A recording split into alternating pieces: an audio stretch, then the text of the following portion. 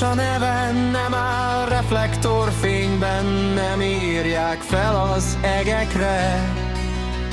Munkás bakancs, poros út, egy fél falu a vállán, és közben azt mondja mindig: jó van ez, hagyjál már!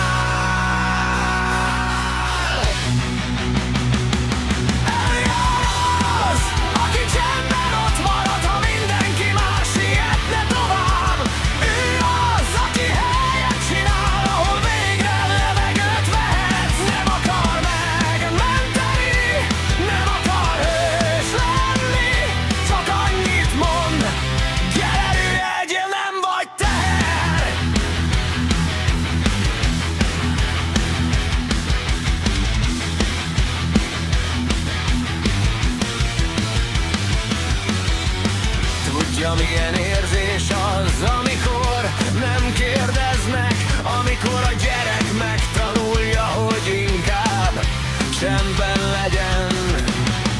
Ezért nyit ajtót másoknak, ezért figyel olyan jól, mert a régi sebek néha tanítanak valamiről.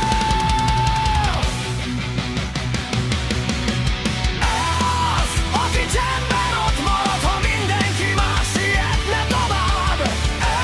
Az, aki helyet csinál, ahol végre levegőt vehetsz. Nem akar megmenteni, nem akar hős lenni, csak annyit mond: gyere, ülj egyél, nem vagy teher.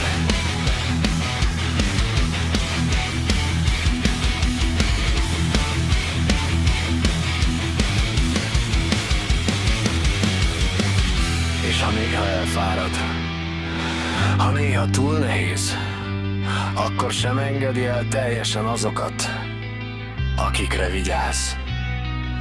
Nem tökéletes, nem is akar az lenni, csak ember, és néha